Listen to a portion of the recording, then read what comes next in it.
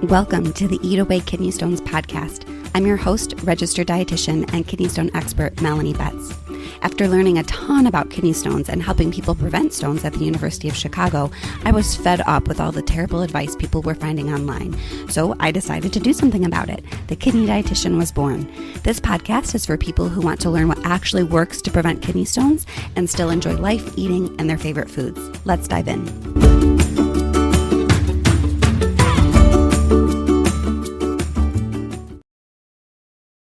Hello and welcome to the 90th episode of the Eat Away Kidney Stones podcast. As always, I'm your host, registered dietitian and kidney stone expert, Melanie.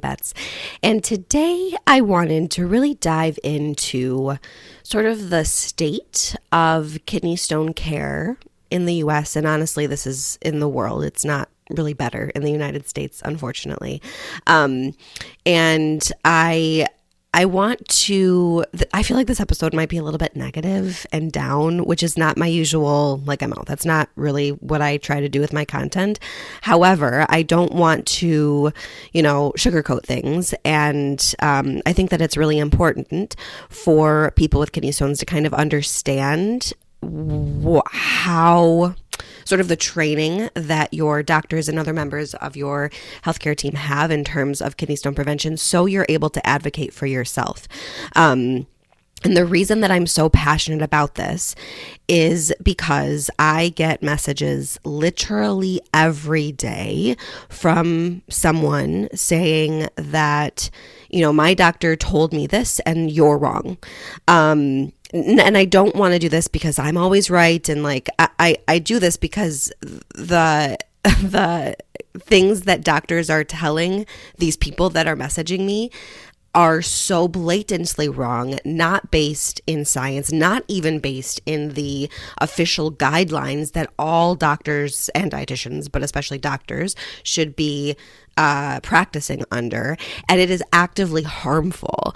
I think the most common blatantly harmful piece of advice that I hear from people is, my doctor said I shouldn't eat calcium. I need to cut back calcium because I have calcium oxalate kidney stones or calcium-based kidney stones, which is actually I can't even. I can't. This has been common practice for decades that we know that consuming adequate calcium alone can reduce the risk of calcium oxalate kidney stones by 50%, just that one change. And we also know that it's very dangerous for your bones to just cut out calcium because we know that people who have calcium-based stones are at greater risk of bone disease. And I could go on and on. Definitely check out other episodes and other, pieces of my content, other articles to learn more about that. But there's other things that people say that are just so wrong and harmful. Another common one is to limit oxalate to 50 milligrams a day.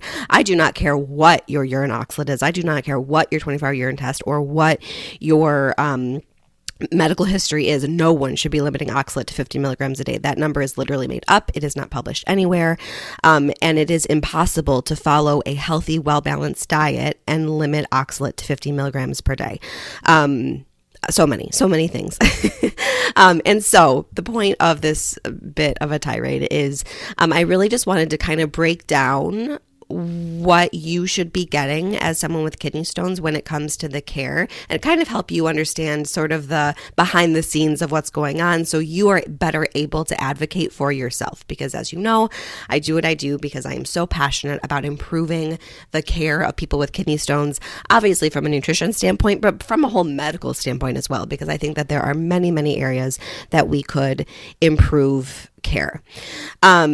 So I want to kind of start out with a sad statistic. I know this is kind of thrown out all the time, but just as a reminder, the recurrence rate of kidney stones is astronomically high. If you have a kidney stone, there is a 50% chance that you're going to have another stone in a decade, and about a 75% chance that you're going to have another stone in your life, which is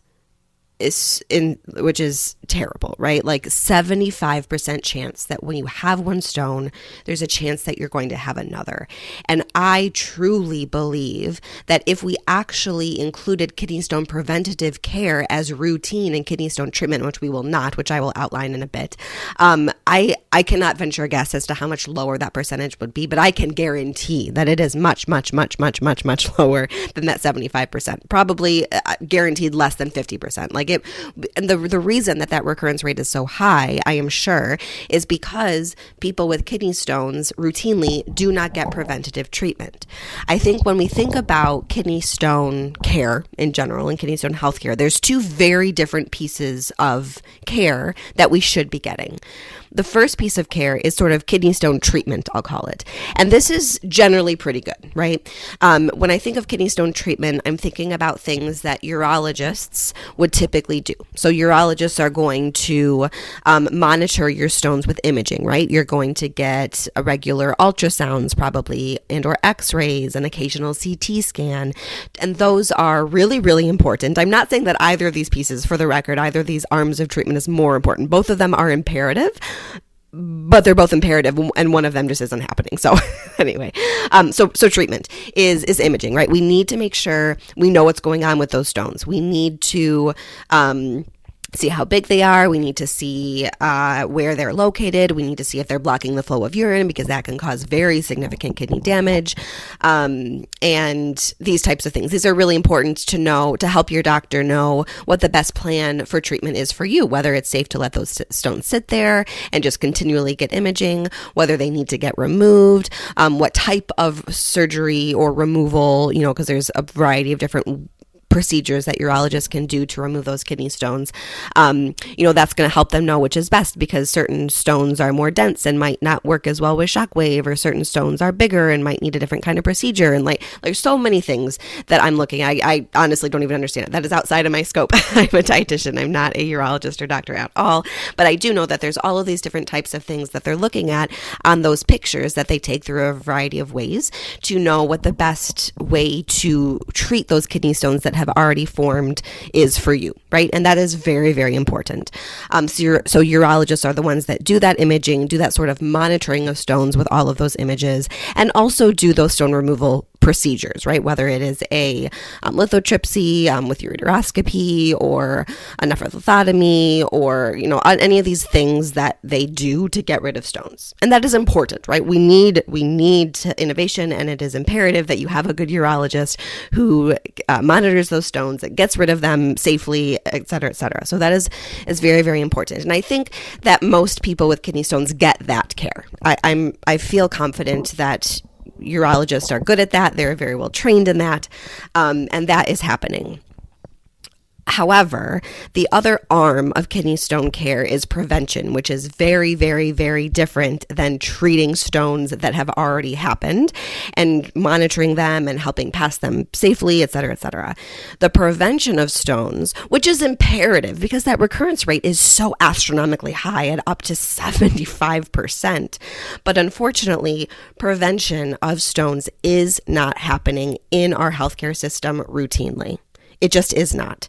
How can I say that so adamantly? I think one statistic that you can point to that very clearly shows how poor preventative care is for kidney stone prevention is that estimates vary, but somewhere between less than 10%, maybe 20%, but that's usually high. It's probably realistically less than 10% of people with kidney stones are getting 24-hour urine collections, even once, which is insane. Because if you do not have a 24-hour urine collection, you cannot do effective prevention. Without a 24-hour urine test, you are just guessing what you can do to prevent stones. Other than drink water, sure, but that's great. And not to downplay drinking water. Certainly drinking water is the most important thing we can do to prevent stones. So that's great. However, as you know, if you've been around me for a while, there are a gazillion other things that we can do both nutritionally and medically with different medications to help prevent stones. And if we don't have at least a basic 24-hour urine test, which are available in every country that I've worked with people in yet, and I've worked with people in Europe, in Mexico, the 24-hour urine test might not be as comprehensive, unfortunately, as what we're able to get in the United States, at least from my experience.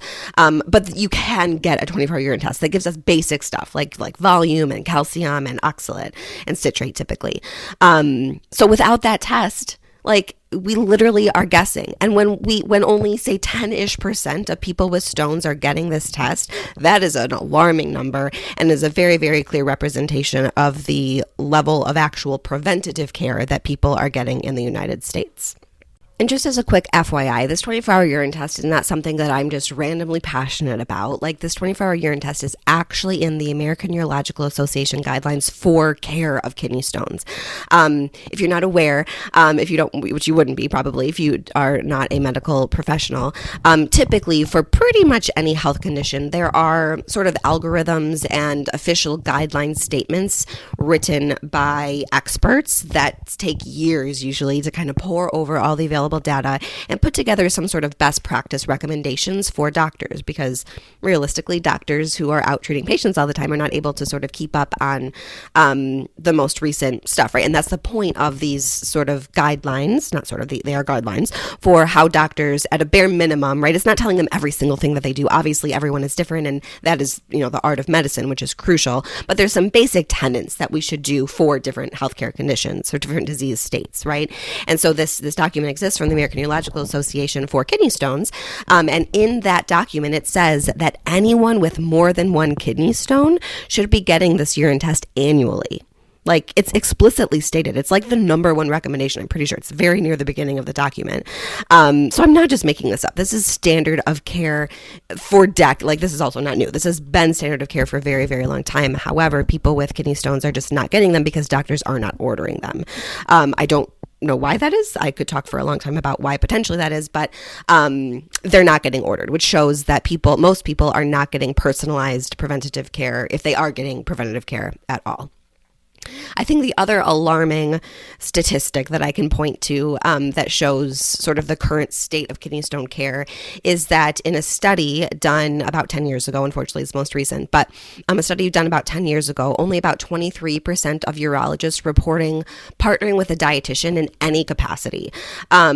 Which is not great, and that's any capacity. So that certainly does not mean that all of the patients in those 23% of urologists are sending all of their patients to a dietitian. I'm sure that they're sending only a handful of their patients to see a dietitian. I've been in this field long enough to know that doctors do not send everyone, which they shouldn't, right? Not everyone is interested, et cetera, et cetera. But, they are not sending all of their patients. So that to me says that significantly less than 23% of urologists, 23% of patients with kidney stones have the opportunity to work with a dietitian, which is alarming given the fact that nutrition is such a critical part of the prevention of stones. Again, I am biased. However, my statement is backed up by the fact that about 7 statements in that American Urological Association guideline document pertain to nutrition. And there is a plethora of evidence that shows that diet plays a huge role in the prevention of stones for many, many people. Not everyone, obviously, but for most people, the vast majority of people. And so that's another stat that I can kind of point to show, like, people just really are not getting the care that they deserve when it comes to actual kidney stone prevention. So the next obvious question is, why is that, right? Why are people not getting those 24-hour urine tests to begin to have a chance of having effective kidney stone prevention? After talking to many urologists in my lifetime and many nephrologists, and I've been in kidney stone world for quite some time now. I think that the main problem lies in the fact that urology training does not include sort of a metabolic kidney stone evaluation. Like, that's not routine in urology fellowships, from my understanding, which is a 24-hour urine test. Like, when I say metabolic kidney stone workup, that is a 24-hour urine test. And so I think that urologists are not, the vast majority are not trained in how to do this. Therefore, they don't do it, because even if they got it, they wouldn't really know what to do with it. And it's also kind of intimidating, right? Like, that's a whole other skill set that they would have to kind of go out and figure out on their own. And that's just kind of intimidating. If I have to be super, super negative, which I really is not me, guys. Like, I always feel so icky when I say this, and I feel like a conspiracy theorist or something. But I think that there is something to be said by the fact that urologists make their money by kidney stone removals, and therefore preventing kidney stones not only has no financial incentive, it actually has a financial disincentive, right? Like, I think that when you prevent stones, you don't do surgeries, and that's really what makes you money. And I feel so icky saying that, and I'm so sorry to doctors listening to this, because I believe that 99.999% of healthcare professionals are in this game because we want to help people. However, reality is healthcare is a business. We have to make money for our time, and whether that is an overt, well, I'm not going to prevent stones because then I don't get to do surgeries. Like I don't think anyone is doing that. Maybe some are. I hope not, but I don't think people are doing that. However, these things sort of slip into our subconscious, and I do think there must be something going on there because these numbers are so alarmingly poor in terms of the actual preventative care that people get. So then the next question is, you might be thinking like, okay, Melanie, well, what in the world should I do? I said this is going to be negative, so I'm sorry if this is bringing you down, but I promise I have some tangible things that you can do at the end. So the next thing that you should do, and also let me back up. I should say that there are definitely some urologists who are wonderful. When I say most, I do not mean all. I have met many urologists who are brilliant and who are very well trained in kidney stone prevention, and really care. So it is definitely not all, but I would venture to say most urologists are not well versed in kidney stone prevention. They're very, very good at kidney stone treatment. That's what they're trained in. They're just not trained in prevention, right? So the next thing that you can do is to go to a nephrologist. So a nephrologist is a doctor that is trained in kidney medicine, right? Primarily, nephrologists typically work with patients who have chronic kidney disease from a wide variety of things. Kidney cancer and these types of things. And a urologist is a doctor that specializes in the urinary tract, right? So they kind of go hand in hand, but they are definitely different specialties. So a nephrologist, if you can find one that is really well versed in kidney stones, then they are generally trained to understand this preventative piece and understand the 24-hour urine test and what to do about it much, much better than urologists. However, that being said, really, really good kidney stone treatment is not necessarily in a nephrologist's wheelhouse either, only because this is not what most of them do, right? Most nephrologists are working with people who are on dialysis or who have chronic kidney disease, or again, kidney cancer, or sort of autoimmune conditions that impact the kidney, right? There's tons of other things. Like kidney stones is not the bread and butter of nephrology at all. And so I don't want to say you can go see a nephrologist and you'll be good, because unfortunately that would be disingenuous of me, because not all nephrologists understand kidney stone prevention very well either. And I wish that there was a magic, like, oh, look for this person that has this credential or this institution or whatever.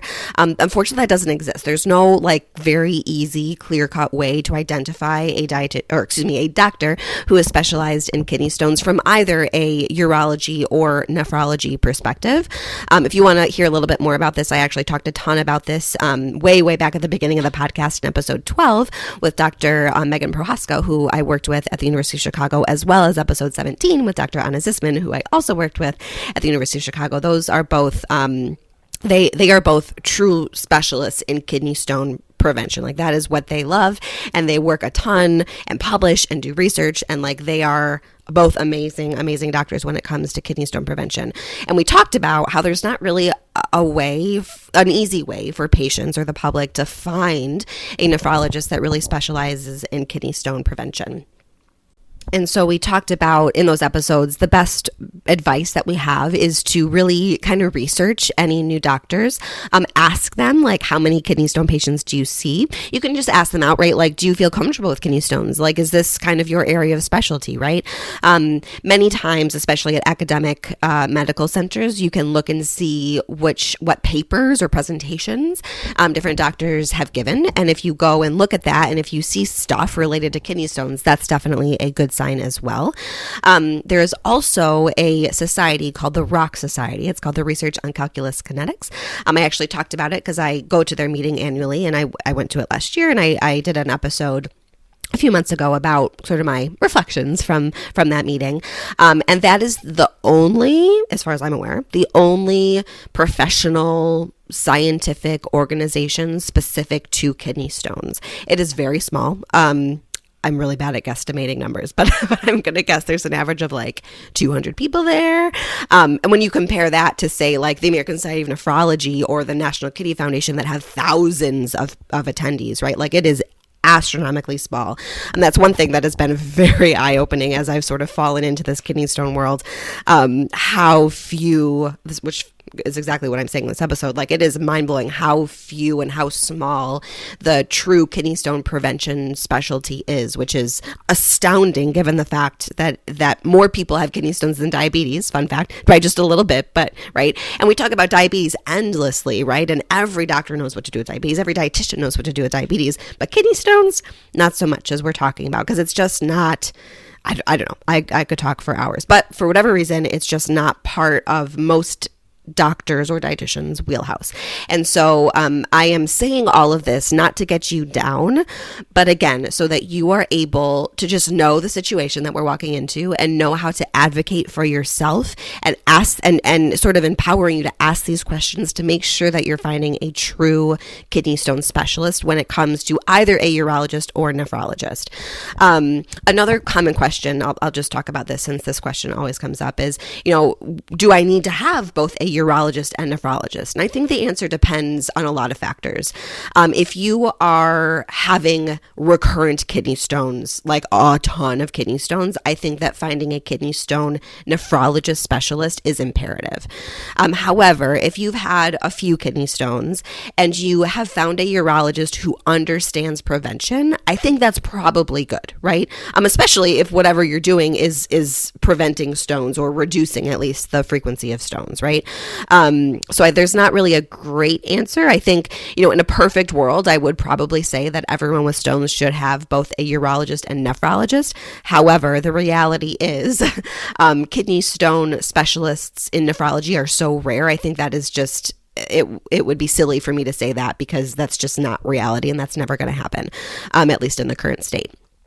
So I think that if you have just a handful of stones and you find a urologist who is really, really honed in prevention, and I will say there are absolutely urologists who are better at stone prevention than some nephrologists, right? Like, it's so person independent. You just really, really have to find someone who knows what they're talking about. So I think that's probably fine. Ultimately, you just have to find something that works for you. And I am presenting all of the options out there for you. And hopefully you understand a little bit more, what the differences are, and so you can kind of build your healthcare team for all of the things that you need. In terms of sort of checking in on your urologist to see if they are into stone prevention, I think you could ask. But I don't know. I have to imagine most doctors are going to be like, very, very rarely someone's going to be like, no, I don't know anything about that, right? So I think some red flags that I would definitely look out for your urologist that to me would say, like, this guy doesn't know anything about kidney stone prevention, is if they make any sort of comment along the lines of, like, you're just a stone former, like, this is just the way God made you. You're just destined to have kidney stones for the rest of your life, which sounds terrible, but I have heard from, I'm going to say hundreds of people, that they have gotten that message from their doctor. So if they say that is a red flag, that they do not understand that there are actually things that you can do to prevent stones. And clearly, if they think that, they're not very well versed in helping you figure out what to do. Even if you do convince them to get a 24-hour urine test, they're not going to know what to do with it, so it's not going to be that useful. So I would say that is definitely a red flag if they say anything along those lines of, like, you're just a stone former, like, well, sucks for you, like, I'll just see you again in a couple of months. Like, that's not okay. I think another big red flag is if they don't automatically recommend that 24-hour urine test, especially if you've had more than one stone. I think if you've just had one stone and they don't recommend it, okay, because technically the guidelines say that we should get that test if someone has more than one stone. But if you've had more than one stone and they're not bringing up that test, that's a red flag to me. Or even worse, if you are asking the doctor, you've been listening to my stuff and you learn about this test and you want to get it because you're interested in stone prevention. And if you go to your doctor and they refuse to order it for you, or say something like, oh, it doesn't really matter, like, you can't really change, like, that is a massive red flag, and I would get another doctor immediately. Like, that is very clearly them telling you that they do not understand that you can do things for stone prevention. And again, even if you did beg and plead and convince them to get that urine test, Unless you're working with someone who knows how to interpret the numbers and come up with an effective stone prevention plan for you, like that's not going to do a whole bunch of good, right? So those are my big red flags. Number one, when they say you're just a stone former. And number two, if they don't automatically suggest a urine test, or even worse, refuse to order one for you, albeit unless there's some like financial barriers, right? Or maybe if you are not in the United States and there's some other barrier like that, like that's different. But if they're not working with you to actively figure out how to get this test, that is definitely a red flag. And the last piece that I wanted to talk about was a registered dietitian that specialized in kidney stones. I am obviously a dietitian that specializes in kidney stones, so I would not be doing my field justice if I didn't talk about this. I would say that if there is any sort of dietary change as part of your prevention plan, or you want there to be some sort of dietary change as part of your preventive plan, it is imperative to work with a dietitian trained in kidney stones. Doctors have varying levels of nutrition knowledge. I will say there is like no required nutrition education for doctors. So just want to throw that out there. Most doctors do have obviously a basic understanding of nutrition, and most will say like, oh, like eat less salt, or maybe stop eating so much protein. Like, okay, that's great. But a dietitian is going to help you understand exactly what that means, right? Like, for example, we're never aiming for zero sodium, ever. That's actually harmful. Instead, where we're looking at making sure you're not eating too much sodium, and also making sure that you're still enjoying foods and doing this in a well-balanced way, so that this is something that you can do in theory for the rest of your life. And that is where a kidney stone dietitian really comes in, and really we can work that magic, right? We actually help you learn what you should be eating in a way that feels comfortable and is realistic for you, in a way that you can still live your life, do things that you love to do, and enjoy the foods that you love to eat. That is where a dietitian is really, really critical, and really can that's our magic. I feel like we do sort of two things. We do nutrition education, which is simply helping you understand, like, sodium, eating too much sodium increases your risk of stones or whatever. It's like, that's education. But dietitians also, most of what we do, honestly, I would say, when you look at it from a time perspective, is counseling. So doing things like helping you figure out how to actually eat less sodium, which is really important. Like, knowing to eat less sodium is one thing, but knowing how to do it is a completely different thing, right? Helping you sort of look at barriers to eating less sodium, helping you overcome those barriers, helping you set goals that feel good to you, and all of those things. Like, that is really sort of the coolest thing, I would say, that dietitians can do. However, similarly with doctors, dietitians are not trained in stones. When you become a dietitian, there are all sorts of things that you have to learn about during your undergrad and your dietetic internship. Your dietetic internship is typically at a hospital, and dietitians have to go work with like a, gastrointestinal team. We have to work with patients who have diabetes, and we have to work with patients who have like heart disease. We have to work in an ICU. We have to do tube feeding, right? We have all of these things that we have to learn. We have to work with patients with kidney disease. However, we do not have to work with kidney stones. Like, that is not one of the competencies that we have to meet. Therefore, most dietitians have no training, zero, in kidney stone prevention. Honestly, this is embarrassing to say, but before I honestly sort of fell into kidney stone world, when I took a position at the University of Chicago now many years ago, and I learned so much, but it's embarrassing to think back. Like, I barely knew you had to drink more water, honestly. It was just not part of my training. Not to say that my training was poor. I actually went to one of the top dietetic internships, and my training was wonderful. So not poo-pooing them. But that's just to say, like, it just is not part of our training. And so just like when you're seeking out a urologist or nephrologist to be part of your kidney stone care team, I think that it is imperative that you look for a dietitian who is familiar with kidney stones. This is something that I feel so passionately about. And my mission, as I mentioned earlier, with the Kidney Dietitian is really to improve the care of nutrition care and like healthcare of people with kidney stones. And I've identified this massive barrier for people to get care because there are just so few kidney stone dietitians. I honestly know of like 5 nationwide, which is insane. And so because of that, I've actually put together a training for dietitians, right? I have my patient facing courses to work with me, and I also have my kidney stone dietitians, but I also know that I am one person or I am a small team of people. And realistically, there are millions of people that need my help. And so I have put together a training for dietitians to learn how to effectively and with science, using science-based strategies to prevent stones. So as always, if you want to add a competent kidney stone dietitian to your kidney stone care team, whether you currently just have a urologist or you have a urologist and nephrologist, if you are including diet as part of your strategy to prevent stones, I cannot stress the value of working with a kidney stone dietitian. As always, I have my different ways that you can work with us. I have Kidney Stone Nutrition School, which has been going on for a couple years now. And I actually, at that ROC meeting, I published data that shows that 90% of people after taking my course had normal 24-hour urine test values for at least one type of stone, 90%. So that was so exciting to show that I actually was making a difference when you look at the actual data. So that's super exciting. But, my course is a way to work with me. It works through, I work in the course, I walk you through your 24-hour urine test so you know exactly what you need to focus on, and I tell you how to do it, right? Again, knowing that you have to eat less salt is one thing, but knowing how to actually do that and implement it is a completely different thing. And I also want to stress, because this is another sort of question that I get a lot with the course. They say, well, I don't think it's good for me because I also have diabetes.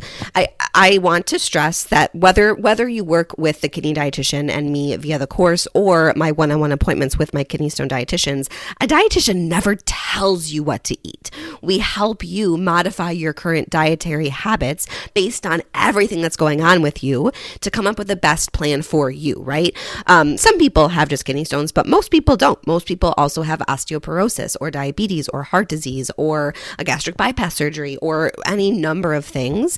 And you have one diet to eat that has to address all of those things. And so I just want to kind of put that out there in the world. No matter how you're working with a dietitian, we never just say, eat this. We are going to work with you to look at everything that's going on with you and help you come up with a plan that makes sense for all of your nutrition goals, if that makes sense. So, and in the course, I talk through how to do this essentially with your other things that might be going on. So that's Kidney Stone Nutrition School. And I also have a team of kidney stone dietitians, again, that are trained and certified in kidney stone prevention. And they work with people one-on-one. So if you are looking for a more, that traditional healthcare setting and that private appointment with a kidney stone dietitian, that is also something I offer virtually through the Kidney Dietitian. If you just head to the kidneydietitian.org/clients, you can meet all of the different dietitians that I have on my team. They have to be licensed in the state where you live. So definitely look and see who's licensed in what state so you can find a dietitian that is licensed where you live. If there is not a dietitian on my team that is licensed where you live, I would encourage you to just book a call anyway. The first step to working with my dietitians, no matter what you do, is to book a free call. It's a free 20-minute call just to kind of understand a little bit more how we help you and how our packages work. It's literally no stress. Like, I know sometimes these can feel super salesy, but I promise, it's just to meet your dietitian, make sure that you drive, you like them, and to just kind of understand how everything works a little bit better. So the first step, no matter what, is to book a call with one of those dietitians. You can do that on your own directly from my website. But again, if there's not a dietitian licensed wherever you live, just book a call with whomever kind of jives with you most, because all of my dietitians are willing to get licensed in additional states to work with you if you are a good fit. So definitely don't let that be a barrier if you don't see a dietitian licensed. There may just be a slight time delay, being honest, just because we have to wait for that licensure to go through. Unfortunately, again, we have to be licensed in the state where you live to work with you, but it is not impossible. And they've gotten licensed in many states to work with patients. So know that is an option as well. And of course, if neither of those sound good, you're not ready to kind of take that step, I am still so grateful that you are here, that you're listening to my podcast, that you're supporting me in social media and my email, all those things. And again, those are so valuable. I get messages every day from people saying that they have stopped making stones because they followed sort of my general advice too. So just there's so many things. I hope that this was a helpful episode. I honestly just feel so passionately about making the situation better. I know this again was kind of a sad episode and a bit of a downer. But I do want you to know that there is hope, right? When you find the right person, there is hope. You can prevent kidney stones. You are not destined to be a kidney stone despite that 75% recurrence rate. There are things that you can do to prevent stones. So on that note, I will end this episode of the Eat Away Kidney Stones podcast. And as always, I hope to see you next Wednesday. Have a good day. Thank you for listening to today's episode. For more help with kidney stones, check out my website, www.thekidneydietitian.org. For more personalized help from me, check out my online course, Kidney Stone Nutrition School. VIP enrollment includes help directly from me. I can't wait to see you there and help you prevent kidney stones. Have a great day.